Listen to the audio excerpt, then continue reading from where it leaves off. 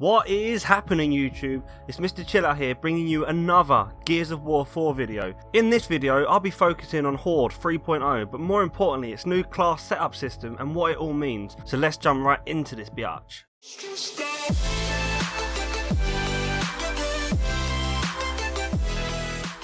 Once again, Gears is gracing us with its almighty presence in all of its bloody gutty gory glory. Talk about fucking mouthful right there, that's what she said. Gears 4 hasn't disappointed me so far, with crisp graphics and that very Gearsy feel we all know and love brought to us on the next generation of console. At the time of this recording I'm still working through the campaign, but what I've played so far I've thoroughly enjoyed.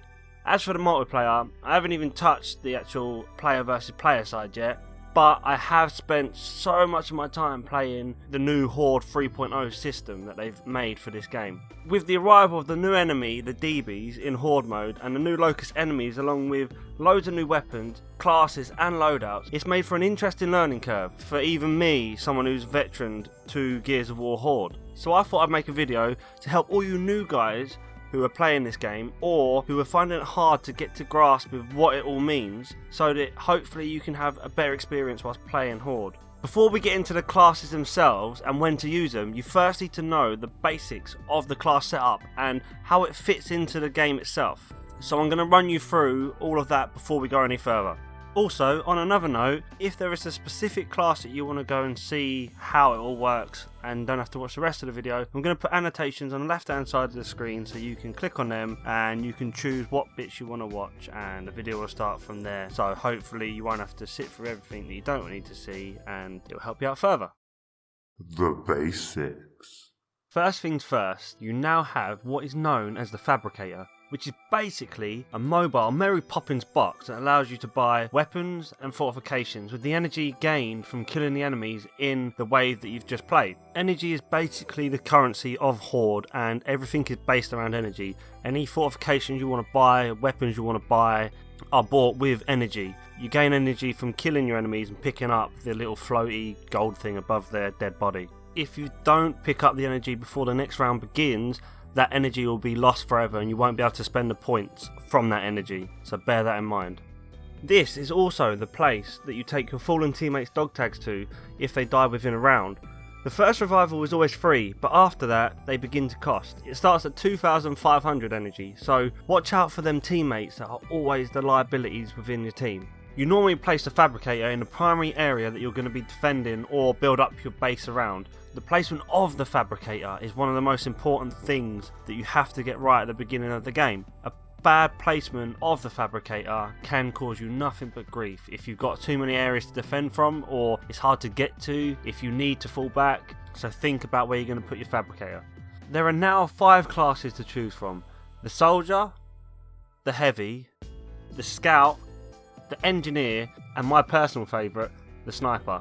Each class has its own skills and own levelling up system, along with specific starting loadouts which can be changed on the battlefield or by using the Fabricator to buy a weapon. The more you play with one particular class, the more likely you are to gain more benefits from the class itself by the use of the skill cards. Each class is broken up into 10 levels and XP is gained by playing as that selected class. Skill cards are what allow you to get your bonuses for your class, and they can range from weapon damage bonuses to fortification bonuses to energy bonuses. At certain levels throughout the class ranking up, you will gain access to being able to assign more skill cards. These are unlocked at levels 3, 5, 7 and 10, so all in all you can assign 5 skill cards maximum per class. Every class has one skill slot unlocked from the beginning, and you can change what skill you put in there to however you want. You can mould it to your playstyle. New skill cards are obtained by unlocking supply drops in the store and come in 3 levels of variety: green being common, blue being rare, and purple being epic. Obviously the higher the rarity, the more bang for your buck that you get with your specific skill.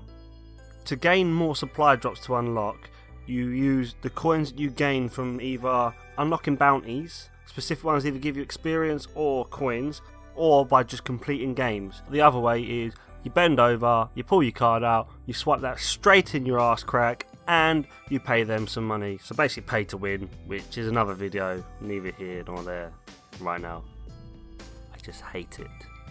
It is also good to know that each skill card can be individually upgraded by using duplicate cards gained from unlocking other drops in the store. This makes the bonuses stronger individually, and it's handy when building your skill cards around your playstyle. There are also 5 general skill cards which you can use across the board, and this is handy at the very beginning when you haven't got many unlocked. That's basically how the class setup works in a nutshell. It's now down to how you want to mould your player, so let's get into the classes themselves and what they actually do and how you can utilise them to best suit your playstyle. The Soldier. So up first we have the Soldier class. The Soldier class starts with the classic Lancer and Nasher combo along with frag grenades as an added bonus. The primary role of the Soldier is to lay down fire on enemies and spam grenades. For this reason, the class skills are heavily leaned towards bonuses for grenades and assault rifles. Now, the Soldier will not deal out the most damage in your team, but it can be used very effectively with halting enemy advances onto your base, with a few skill cards allowing for higher grenade ammo and more grenade plants. That mixed with bigger assault rifle clips and assault rifle damage, they will be a very helpful part of a complete team. Also, the Soldier's special epic skill card is the Hammer of Dawn Strike, which can help a huge amount on the later rounds in damaging the larger enemies and bosses. The Heavy. Next up we have ultimately the tank of the team, the Heavy. The Heavy's class start with the Retro Lancer and the Boom Shot. The primary role of the Heavy is to put down high amounts of damage. For this reason, the Heavy class is leaned massively towards bonuses that focus on explosive power weapons and turret damage. The Heavy will be a huge part of your team, especially on the later rounds. Having a Heavy on the turret will give the turret damage bonuses and ammo capacity, which will wreck the bigger enemies. Or the other playstyle the Heavy can take is a more mobile player, with bonuses that lean towards explosive guns doing more damage and having added ammo for them. Ultimately, the Heavy will be dealing out the most amount of damage, allowing for the rest of the team to pick up the kills along the way, or they will kill them themselves. Also, the Heavy has 2 special epic skill cards. The first is a Mortar Strike, which will rain down hellfire from the skies onto your enemy. The second is the Pistol Expert card, which will boost the pistol into a tiny mini shotgun wrecking tool of death. 2 very handy skills to say the least. And the Heavy will be a massive part of a complete team. The Scout. Up next we have the slippery sucker we call the Scout. The Scout starts off with the Retro Lancer and Nasher. The primary role of the Scout is to be the energy collection bitch, basically. For this reason, the skill cards are heavily leaned towards survival behind enemy lines, energy pickup bonuses, and in-your-face weapon bonuses. Every team needs a good Scout to give the team plenty of energy moolah to spend on big shiny guns and defences. There are 2 main playstyles for me that I will take here. The first is having your class skills lean more towards health bonuses than energy bonuses, allowing the player to spend more time behind enemy lines whilst picking up energy and shotgunning enemies to the face. The second playstyle would be setting up your class more in favour of energy boost and speed, allowing for a more speedy end of the round mass collection of energy and staying back with your team during the round's massacre. The first of the Scout's special epic cards allows the player to see enemies through walls, which is really handy whilst you're running around the map and in the enemy territory. The second special epic card allows the player to regain health from melee hits and shotgun damage, which is also very handy when you're getting up close and personal with the enemy. The Scout is arguably the backbone of your team, and you will need a good Scout on your team to allow for high amounts of energy, especially for the later rounds where certain fortifications become very expensive. The Engineer. Up next we have one of the most important classes of your team, and that is the Engineer. The Engineer starts out with the Enforcer, Nasher and Repair Tool. The primary role of the Engineer is to be a stay-at-home mum or dad of the team, so they will be maintaining the base. For this reason, all of the Engineer's skill cards are focused on giving fortification bonuses in forms of discounts, health and damage bonuses across the board. There is only really one playstyle the Engineer will take here, and this is basically to maintain everything with the repair tool and keeping your turrets fully stocked and fortifications at full health, whilst also buying all your fortifications. Obviously you'll be limited to what fortifications will get bonuses and boosts, with 5 cards being your maximum, but there are some cards that will allow fortification bonuses across all of them, which is very handy to have on as a backbone of your Engineer class. The Engineer is the only class that does not have any special epic skill cards, but that does not take away the importance of this role in a well-oiled machine. You need a good Engineer if you're going to stand a chance of having your base standing at the end of a round, especially a boss round.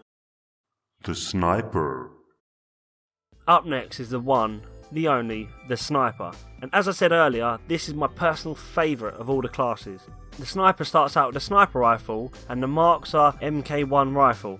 The primary role of the Sniper is to pop the heads of enemies from distance and mark the enemy scum up for your team to see. All of the skill cards for the Sniper are heavily geared towards marksman rifle damage boost, ammo bonuses and bonuses for marking up your enemies, mainly more than one at a time. The only playstyle here for the Sniper is to lay down massive amounts of damage with precision weapons and take the heads of enemy at pinpoint accuracy, basically allowing your team to focus on building the base and focus and fire on the bigger enemy. Now you can either do this stationary from your base, or how I like to do it is a little bit more of an active walk around kind of sniper. But the reason I do that is one thing only: the DB sniper rifle, the Ember. In my opinion, this is an absolute beast of a gun, and in the right hands this makes a sniper an overpowered destroyer. With the right bonuses it can make you almost unstoppable. It's just such a crazy gun. As soon as I pick that up, I see my kills shoot through the roof. The Sniper has two very nice special epic skill cards. And the first is a Sniper Strike, which basically shoots a specific amount of enemies. The number depends on how highly you've upgraded it, but it starts off at 3. The next one, which I cannot wait to use, is the Explosive Headshot, which basically turns headshotted enemies into a headless bomb to any other enemies around them. Very handy when enemies are in close proximity to each other. Overall, the Sniper is just going to be laying down a lot of fire from distance with a big gun.